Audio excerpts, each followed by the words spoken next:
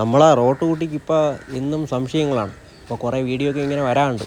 അപ്പോൾ ഇന്നും ഒരു പ്രത്യേക തരം സംശയം വന്നു.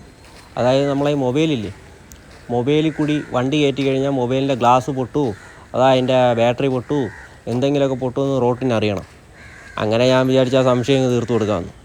അങ്ങനെ അപ്പോഴേ നമ്മൾ ഒരു മൊബൈലെടുത്ത് അതിൻ്റെ മേളിൽ കൂടെ വണ്ടി കയറ്റി നോക്കി. അവളെ സംശയം അങ്ങ് മാറ്റിക്കൊടുത്തു.